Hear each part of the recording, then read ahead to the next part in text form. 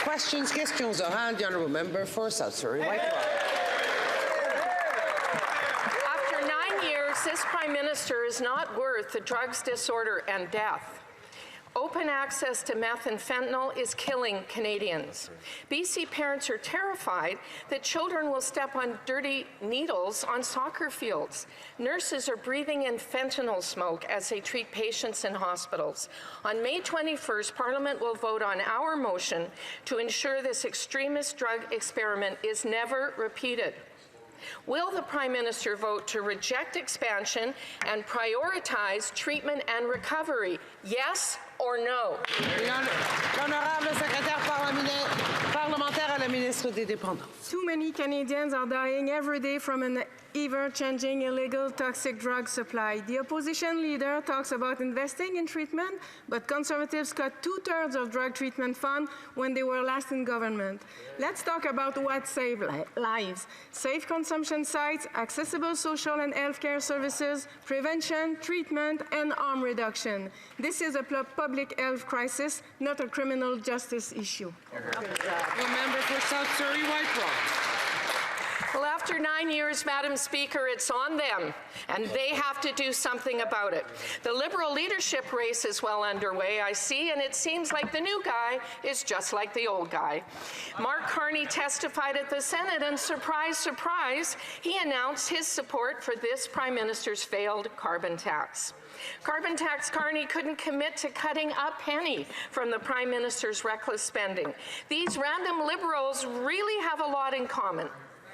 If carbon tax Carney won't, and this Prime Minister won't, will someone over there have Canadians' backs and axe the tax? Parliamentary Secretary. Madam Speaker, if we're going to talk about having Canadians' backs, let's talk about the work that we're doing to protect the environment while making the life more affordable for them through the carbon rebates. In fact, if you look at economists, and over 300 economists have signed a letter stating this very fact, Canadians receive more on average through the rebate than they pay through any carbon pricing.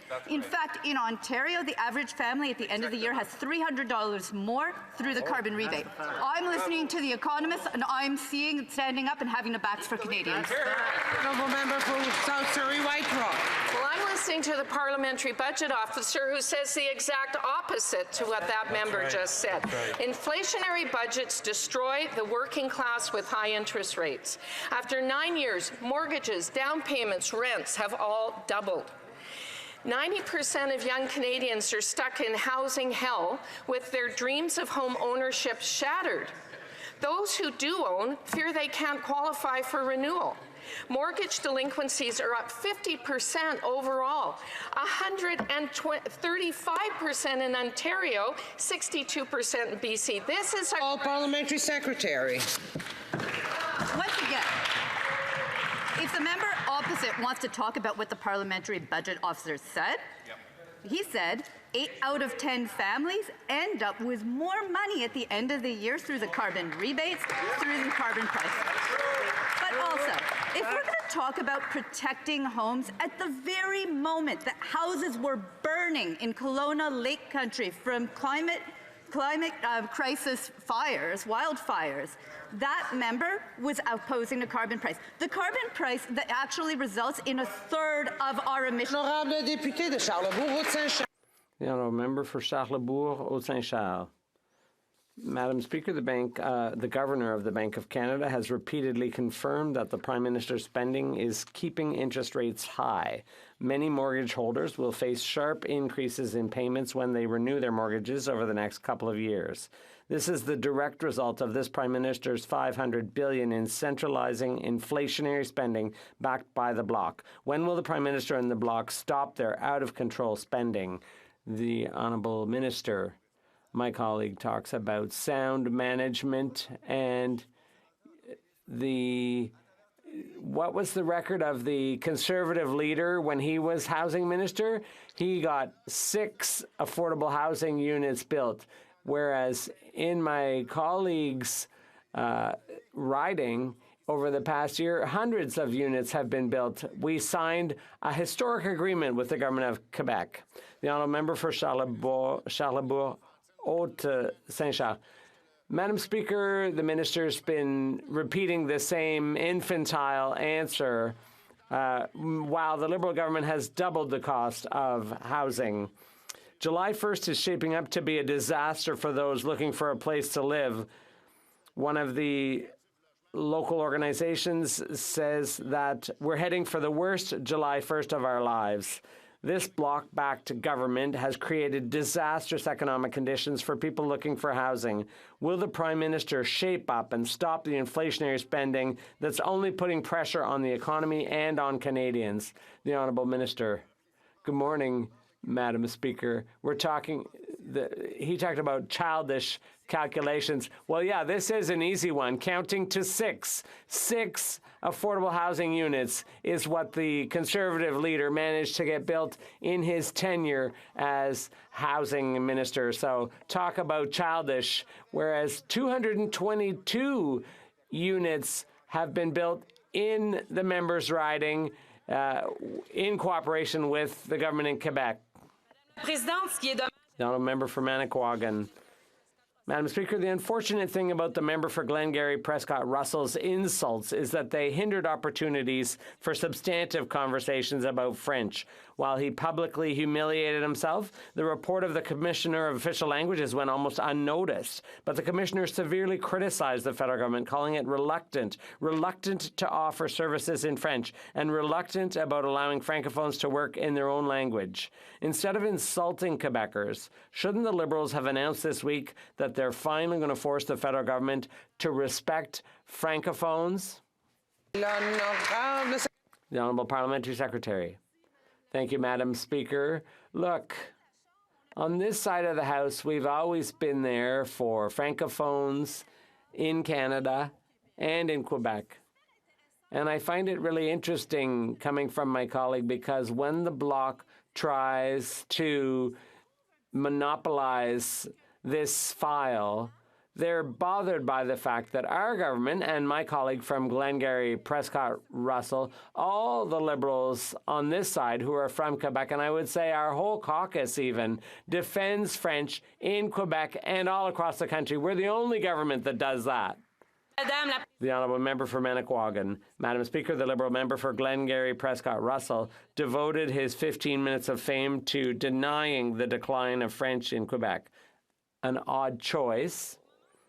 A very odd choice at a time when the Commissioner of Official Languages is pointing out that in his region along the Ottawa River, that's where he gets the most complaints from. These include complaints from federal public servants who are unable to work in French. The Commissioner said the complaints received attest to the fact that many federal institutions don't take their language obligations seriously. If the Liberals don't take the future of French seriously, why should the federal government? The Honourable Parliamentary Secretary. Mr. Speaker, Madam Speaker, rather, let's talk about our government's investments under our action plan. $1.4 billion for the next 5 years to help French. Madam Speaker, we're the only government that has acknowledged the decline in French. We've modernized the Official Languages Act. We're working with Treasury Board. We're working with the Commissioner.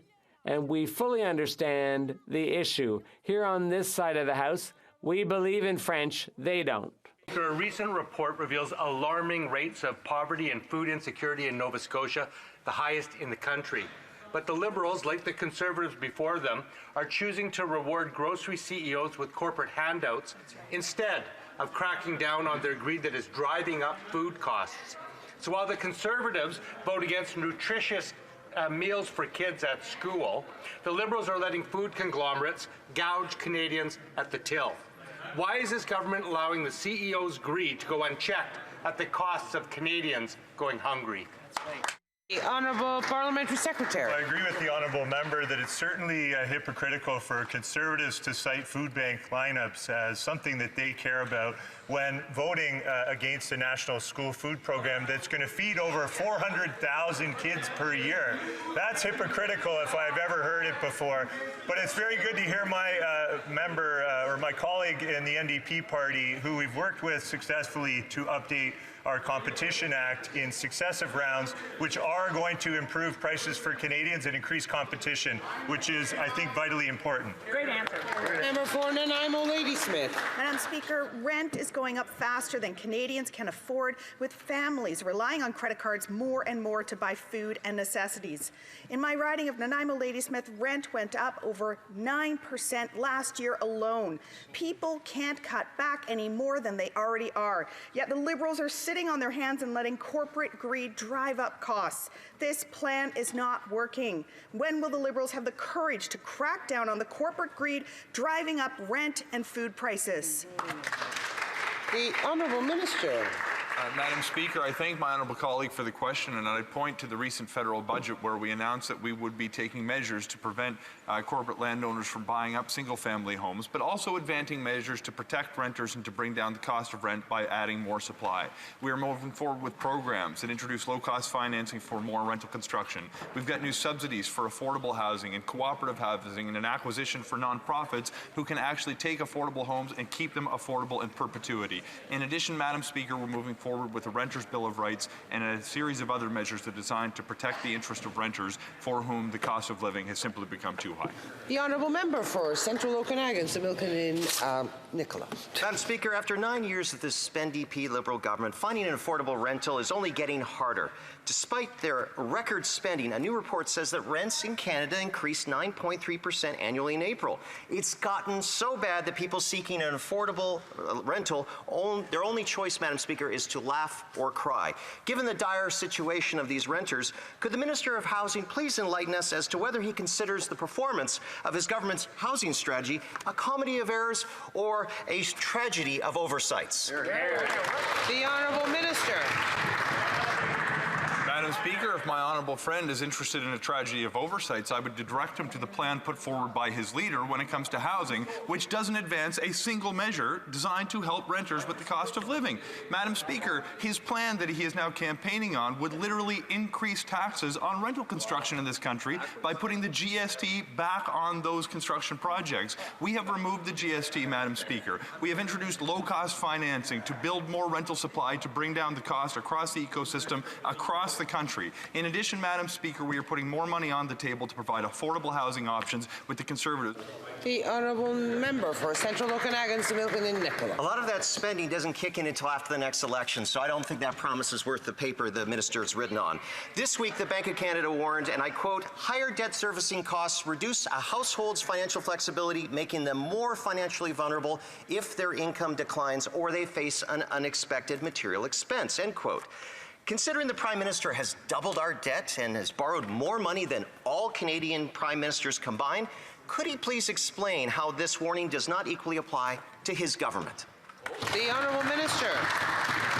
Madam Speaker, first to correct the misinformation, there is money flowing to projects, including in that member's province as we speak. We've signed multi-billion-dollar deals with provinces to build housing. We've invested billions more to now help the construction of nearly 500,000 units since the inception of the National Housing Strategy. But Madam Speaker, he seems to ignore the fact that Canada maintains one of the healthiest fiscal positions amongst advanced economies. I expect he's trying to distract because they've had a very bad week when Canadians are focused on their use of the notwithstanding clause to erode important rights that are protected by the Canadian Charter of Rights and Freedoms. Madam Speaker, we will move forward with... The Honourable Member for Kelowna Lake Country. Madam Speaker, after 9 years of this NDP Liberal government, deficit spending caused skyrocketing inflation, which caused higher interest rates, which is causing higher mortgage payments. Right. The Bank of Canada confirmed that the Prime Minister's wasteful spending is keeping interest rates higher for longer.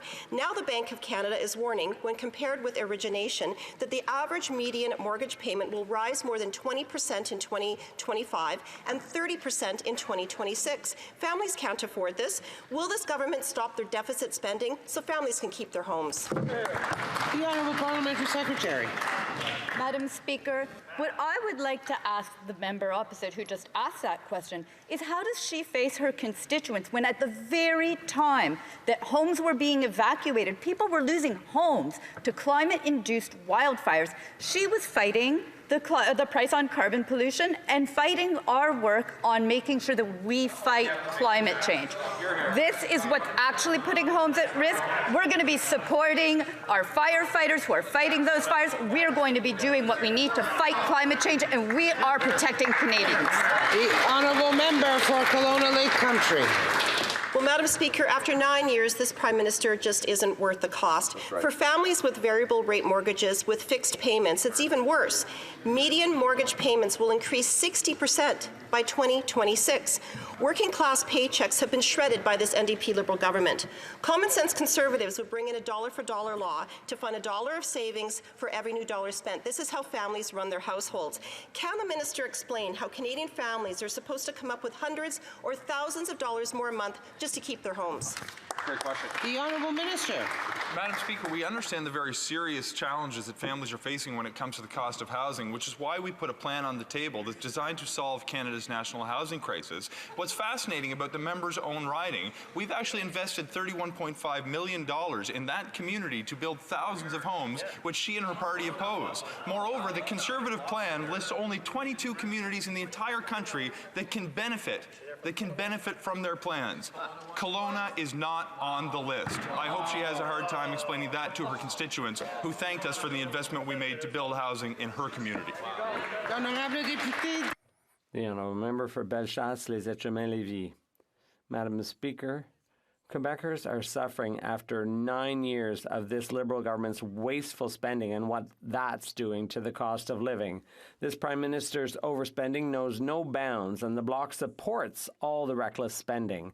The Bloc voted to hire another 110,000 federal public servants. The Bloc is okay with sending Quebecers money to Ottawa, and they call themselves the defenders of Quebec. When will this Bloc-backed Prime Minister stop making Quebecers suffer even more with his senseless spending sprees? The Honourable Minister. Madam Speaker, my colleague is referring to sound management. Did you know that during his entire tenure, the Conservative leader, when he was Minister of Housing, built 6 affordable housing units? You saw that right, Madam Speaker, 6 units. And in Lévis, 205 affordable housing units have been built in recent months, and we expect to build 8,000 under our deal with the Government of Quebec. The honourable member for Bellechasse, Les Etchemins-Lévis. After 9 years of this Liberal government, there's been 9 years of suffering for Quebecers. Budget chaos, criminals on the loose, unaffordable food and housing. And instead of thinking about fixing the budget, the Bloc supports $500 billion in reckless inflationary spending. The more this Bloc-backed government spends, the more Quebecers suffer. The Prime Minister and the Bloc aren't worth the cost. Could they spare a thought for Quebecers and stop wasting their money? The Honourable Minister. Thank you, Madam Speaker. I'm so pleased to have a second opportunity to talk about the 205 affordable housing units that we have created in the members' riding because of the leadership of this government and the Government of Quebec. 205 affordable units that have been built in the last few months. There's more coming, unfortunately, and this is less good news for the Conservative leader because during his tenure, only 6 units of this kind were built in the entire country. The honourable member for Pontigny. Madam Speaker, while Ottawa keeps saying all is well in the fight against climate change, the experts have never been so pessimistic. The Guardian surveyed 380 IPCC climate specialists. 77% of them believe global warming will surpass 2.5 degrees, far above the target set out in the Paris Agreement. More than 3 out of 4 experts believe that governments and the oil lobby are leading us to a disaster. Meanwhile, this government inaugurates the Trans Mountain Pipeline. Do they have their priorities right? The Honourable Parliamentary Secretary. Madam Speaker, 2 weeks ago, our report showed that our emissions were dropping. Under the Conservatives, they were on an uptick, but we have changed things and emissions are coming down in Canada. So we're doing what needs to be done. We're getting it right. We're on a good trajectory. And when you look at the data, it shows, the Honourable Member for Repentigny, 77% of climate experts think we're heading for disaster. Only 6% think there's still a chance of meeting the Paris targets. Meanwhile, in Ottawa, the Liberals are inaugurating their new tar sands oil pipeline, and we have the Conservative, whose only vaguely environmental measure is their crusade against Tim Hortons, paper straws, and lids. Frankly, it's pathetic. What's it going to take for Canada to listen to science and stop sabotaging the fight against climate change? The Honourable Parliamentary Secretary. Madam Speaker, I fully agree that when you see that the Conservatives are taking issue with Tim Hortons straws because they're trying to adjust to climate change and recycle more, I really don't understand their objection. But here on this side, it's quite the opposite. We are doing what needs doing to reduce emissions. And UN study shows that we're on the right track. So if the Bloc could keep working with us, we can have more clean energy here in Canada. Lakes Brock. Speaker, in Food Ontario's 2023 reports, over 800,000 Ontarians accessed food banks, up 38% from the previous year, which was the largest single year ever increase ever recorded. Even worse, a report by Canada's food professor found that nearly 60% of Canadians are eating expired food to make ends meet. The cost of food, fueled by the carbon tax and inflation, are causing families to suffer. When will the Prime Minister admit his carbon tax scheme has failed and axe the tax? The Honourable Parliamentary Secretary. Disingenuous. That's what you call it when someone says they care about something but then do the exact opposite. That's today's Conservatives for you. They claim to care about people in food bank lineups, but oppose our plan to feed 400,000 more children per year. They claim to care about housing, but oppose our investments to build 3.9 million more homes by 2031. Shame. They claim to care about affordability, but oppose our investments to help Canadians with the cost of seeing a dentist, getting childcare, or accessing life-saving medication. Shame. It's clear Conservatives would make cuts that hurt families and a Member for Haliburton, Kawartha Lakes Brock. Speaker, those Liberal policies are not working. I just talked about the rising cost of food. 3 out of 5 Canadians are eating expired food just to survive. More Ontarians than ever are using food banks. In my own area, the Kawartha Lakes Food Source reports that total visits to the food banks they serve have increased by 10% to almost 14,000. After 9 years of this carbon tax rhetoric, I get that it's hard for the Prime Minister to admit he's not worth the cost, but the facts speak for themselves. When will the Prime Minister admit his failed carbon tax doesn't work? The Honourable Parliamentary Secretary.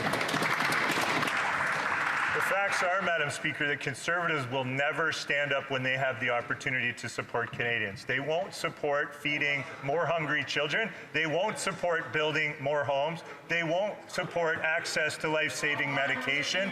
They are disingenuous at best. The hypocrisy is over the top. We see every day in this House that they complain, they holler from the other side, they play politics, they advance slogans and not solutions. Here we are standing up for Canadians. I don't know what they're doing on the other side. Honourable Member for Red Deer, Lacombe. After 9 years of reckless spending, Canadians are at a breaking point. With record demand at our food banks, we have now learned that 60% of Canadians have resorted to eating expired food. Yet this NDP Liberal government can't help themselves. They have hiked the carbon tax another 23% on April 1st as part of their plan to quadruple it by 2030. Why does this Prime Minister hate Canadians who just want to heat their home, feed their kids, and drive to work? Why won't he just axe the tax? Honourable Parliamentary Secretary. Madam Speaker, Conservatives talk down our economy every day in this House, while in reality, Canada's economy has shown great resilience despite the global shocks that it's been under. We have the lowest debt to GDP ratio, the lowest deficit in the G7, a AAA credit rating that's been reaffirmed.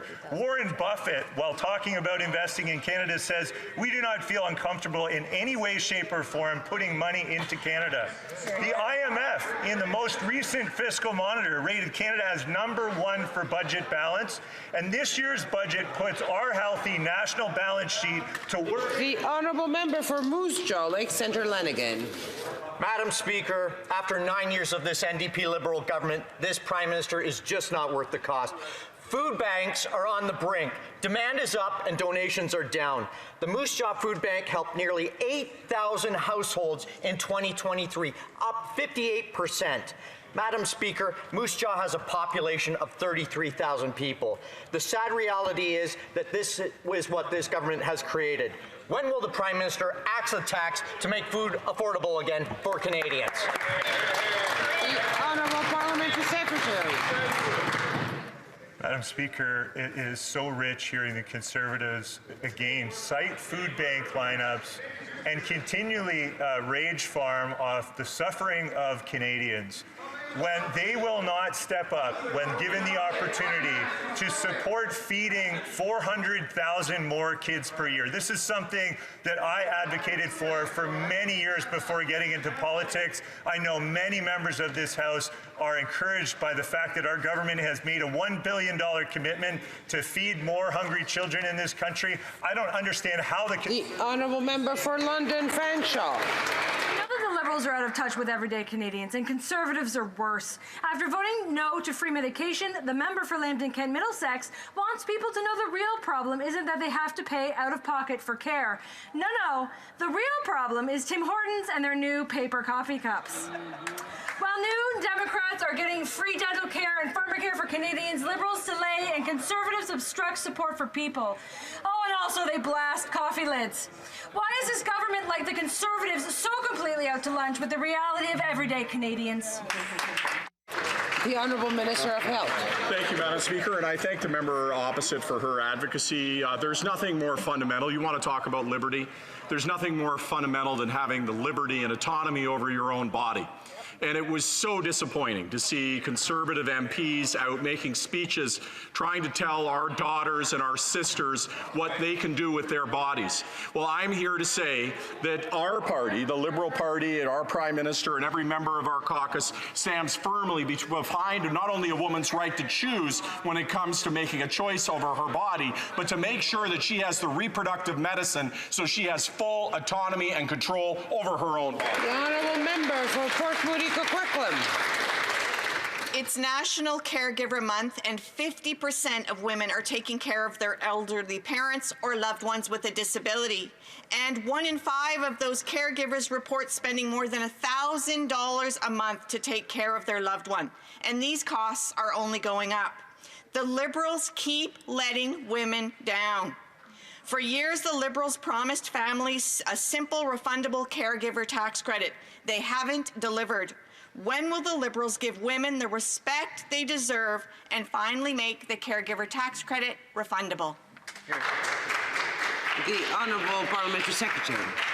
Madam Speaker, our government has stepped up and implemented the law. We have introduced the disability benefit, and this benefit is the single largest line item in the budget, $6.1 billion over 6 years. This is an important first step, a step that will help Canadians alleviate poverty. We need to build upon this. Thank you, Madam Speaker. The Honourable, l'Honourable Député de Lac-Saint-Louis. The Minister of Sport and Physical Activity has said all along that Canadians deserve a safe, inclusive, and welcoming sports system. Our sports system needs to be grounded in human rights. Accountability, integrity, and safety need to be at the center of sport governance and operations. Can the Minister update the House on her progress to create a safer sports system in Canada, one that reflects and celebrates our Canadian values? The Honourable Minister of Sports. Thank you, Madam Speaker. We've heard very clearly about the need for systemic reform and culture change in sport.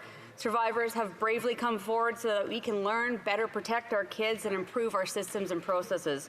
What's been going on in sport, the maltreatment, the abuse, the discrimination, is unacceptable and has to stop. And that's why we announced the creation of the Future in Sport Commission, the membership of which we announced yesterday. Madam Speaker, along with the member from Lac Saint Louis, all of us here in this House, indeed all Canadians, need to build for our children the sport system that's safe and that they deserve. Hear, hear. Honourable member for Langley Eldergrove. After 9 years of this NDP Liberal Prime Minister, it is clear he is not worth the crime, chaos, drugs, and disorder. His radical experiment in British Columbia with taxpayer-funded hard drugs and legalized street drugs has led to more crime, chaos, and disorder. Common Sense Conservatives have put forward a motion to put an end to this risky experimentation. So, will the Liberals vote with us to ban hard drugs and to offer recovery and hope instead? Yes.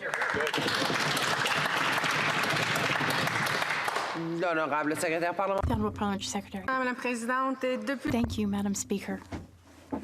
From the beginning, what we have offered is to help people through treatment, harm reduction, strengthening legislation. We are here to help people, to accompany them through their journeys. Everyone deserves full support. No one chooses to become addicted to drugs, and that's why we're there to help everyone. After 9 years, this NDP Liberal Prime Minister is not worth the crime, chaos, drugs, and disorder caused by his wacko policies. That's right. It's wacko to allow drug use in parks, hospitals, and playgrounds. It's wacko that this government's policy is exposing kids and healthcare workers to lethal drugs. Will the Prime Minister and his government support our common sense motion to ban hard drugs and offer recovery, or will they continue with his wacko drug policies of legalized use of meth and fentanyl in children's parks? The Honourable Parliamentary Secretary. Thank you, Madam Speaker. We've engaged with experts with a range of views to learn from current experiences and inform this practice moving forward. We're working with all federally funded programs and have ramped up mitigation and enforcement measures. We expect provinces and territories to do the same, and the evaluation is ongoing. We will do what we need to do. The Honourable Member for Pitt Meadows, Maple Ridge. Madam Speaker, having eyes, why can't the Liberals and NDP see the death and destruction their radical drug experiment is having in Canada? Having ears, why can't they hear the cries of weeping parents and the loved ones of 42,000 who have died from opioids? When will the Liberals and NDP realize that their wacko safe supply and hard drug legalization is destroying this nation? Will they vote with common sense Conservatives to ban hard drugs, stop taxpayer-funded drugs, and put that money into detox and recovery? The Honourable Parliamentary Secretary. Madame la Présidente, c'est justement parce qu'on est... Madam Speaker, we do listen to experts, and we are attuned to people's needs, the needs of those who are on the streets using drugs. That's why we have options and solutions like strengthening legislation, harm reduction, treatment, and supervised consumption. Those are the steps we're taking. Madam Speaker, these Liberals are more offended by their policies being called wacko than they are by finding needles on kids' soccer fields or skyrocketing overdose rates. Conservatives have put forward a motion calling on the government to ban hard drugs and offer recovery programs across Canada. Will this government vote in support of a common sense motion, or will they continue pearl clutching over words like wacko?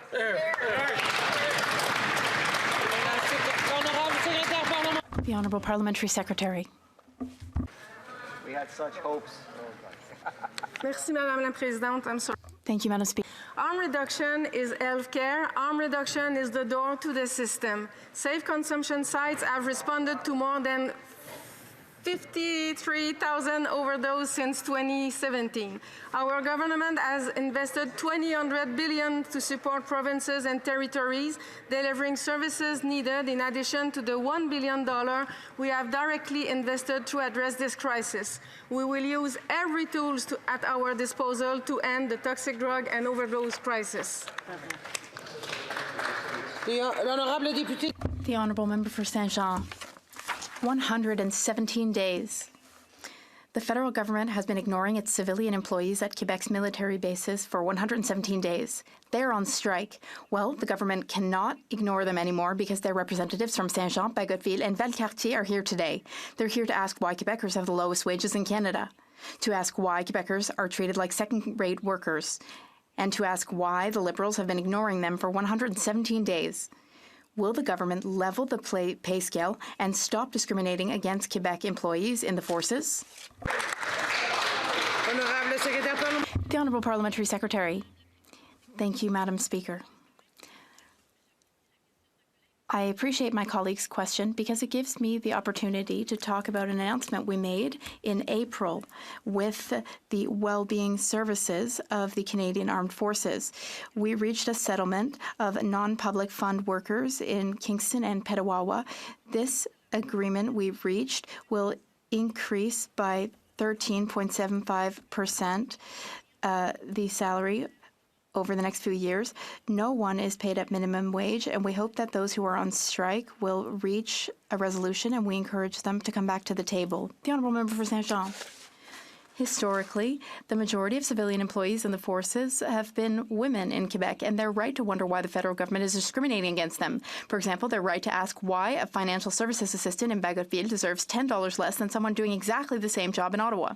Strikers are right to demand equal treatment on all Canadian Forces bases. And at a time when the armed forces are struggling to recruit, they should be demonstrating that they respect their employees. They are ready to come back to the table. They will be suggesting a new contract at 3:30 today. Will DND finally listen to them? The Honourable Parliamentary Secretary. Once again, I thank my colleague for her question, and I appreciate the question because we do know that it's possible to reach solutions and agreements together at the bargaining table like we did in Kingston, in Petawawa, and here in Ottawa. The agreement that was negotiated will significantly increase salaries by 13.75% over 3 years. We hope that the three striking parties will return to the bargaining table. Madam Speaker, I wish to thank all employees working with our military bases and with our military families. The Honourable Member for Beauce. Madam Speaker, after 9 years of this Bloc Liberal government, the housing crisis is unprecedented. July 1st will go down in history, but not for the right reasons. This crisis is affecting not only large urban centres, but also our regions. In an article in La Presse this morning, the Quebec Police Association noted a significant increase in homelessness. This is a sad reality. It's caused by lack of housing and the rising cost of living. When will this Bloc-backed government stop announcing programs with even more bureaucracy and instead ensure that housing is built in the regions too? The Honourable Minister. Madam Speaker, I appreciate the question.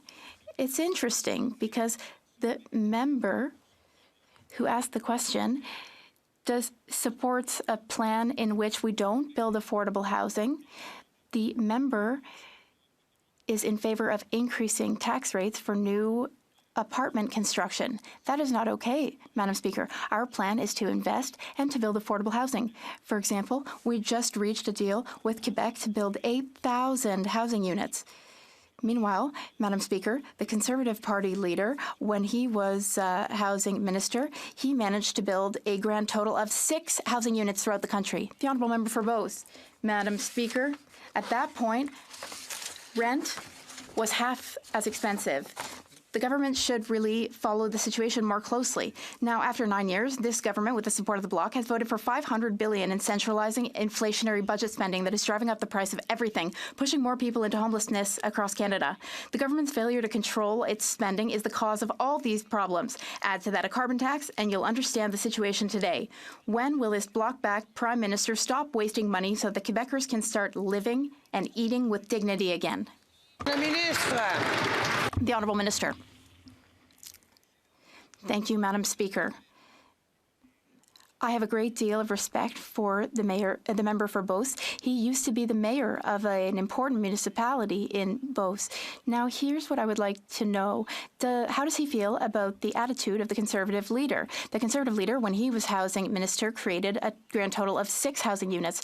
And the Leader of the Opposition insults and continues to insult Quebec's municipalities and their leaders, calling them incompetent. How does he feel as former mayor of a Quebec municipality? How does he feel about being called incompetent by a Conservative leader who built only 6 housing units? The Honourable Member for Louis Saint Laurent.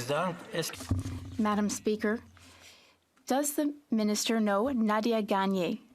Has he heard of Nadia Gagné? Nadia Gagné is a woman who lives in a van. For the past few days, she's been living in a van. Why? Because she no longer has housing. There are 24,000 people in Montreal waiting for an affordable housing unit. The minister often forgets the number 9. 2 terms as government plus 1. 9 years in government. Is he proud of his government's track record? Is he proud of the situation today caused by 9 years of his government? The Honourable Minister. Thank you, Madam Speaker. I thank the member. He's another member that I have a great deal of respect for. He is well respected and important in Quebec, and I thank him for bringing up Nathalie. There are many Nathalies and people like her in Quebec who need housing. It's a difficult situation in 2024 in Quebec. That's why people need a government that invests in them, not an official opposition who insults municipalities. Does he feel that insulting Quebec's municipalities is a sign of respect?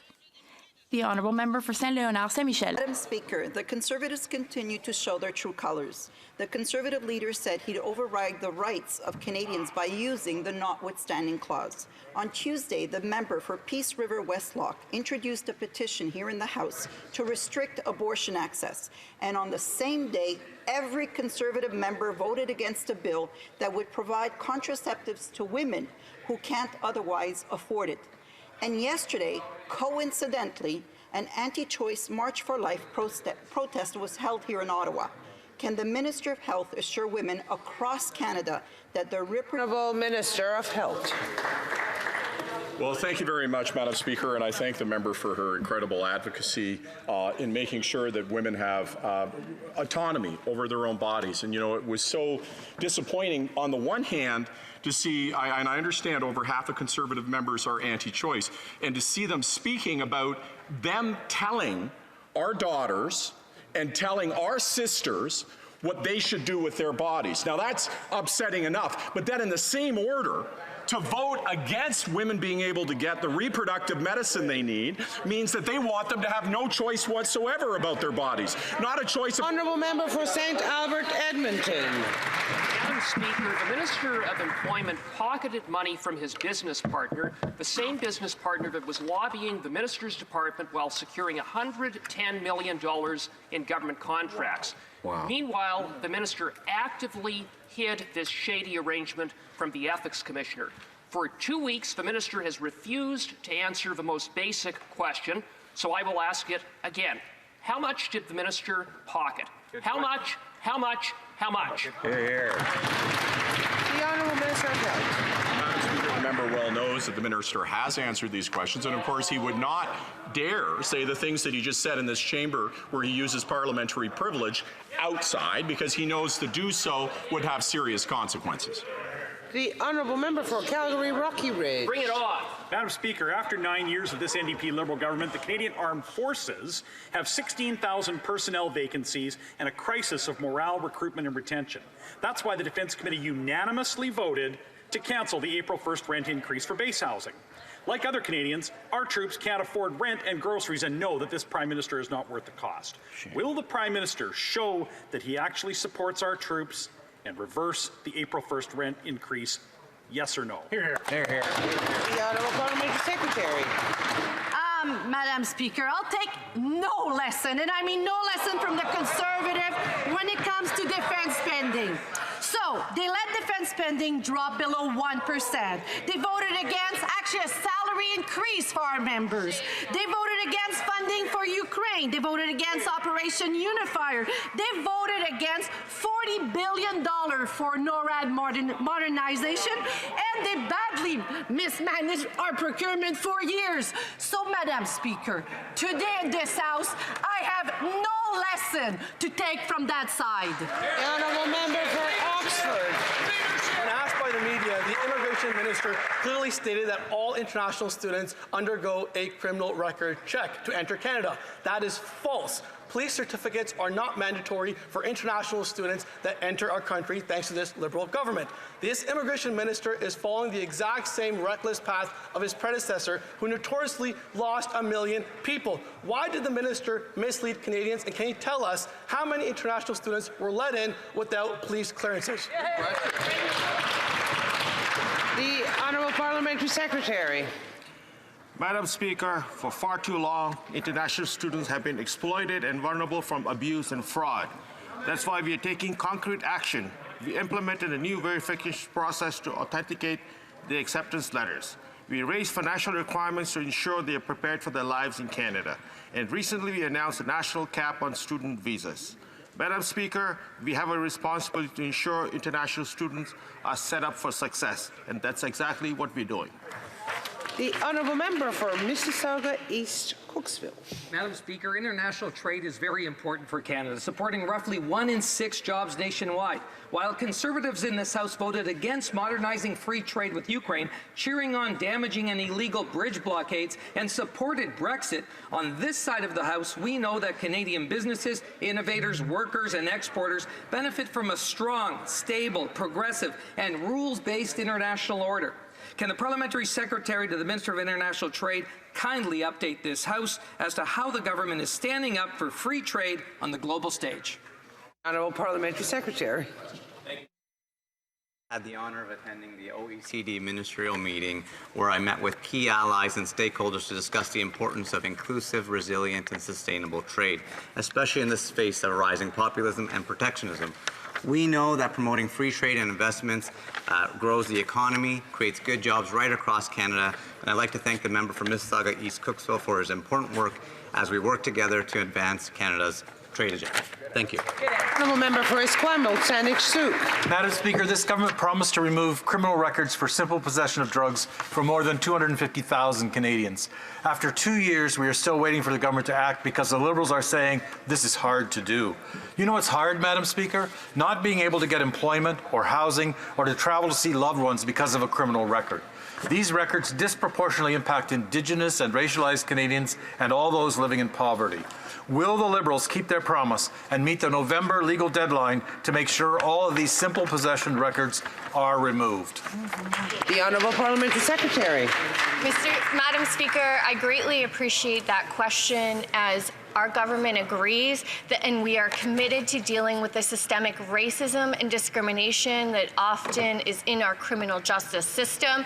It is why I welcome working with the member opposite to meet our November 2024 deadline to implement C5. Madam Speaker, we are working with partners like provinces and territories to do just that. There is more work to be done, but we are absolutely committed to creating a fair justice system, because that creates safer communities.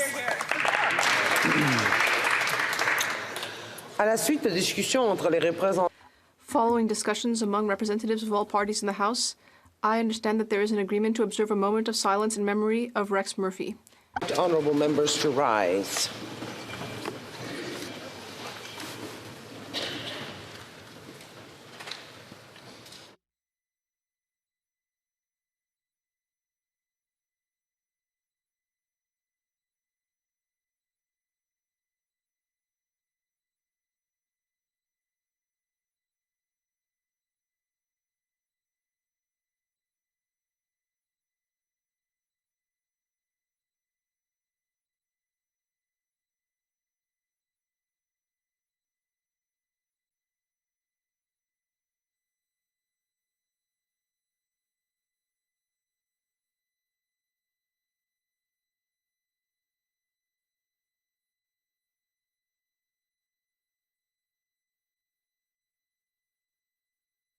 J'invite maintenant l'honorable député.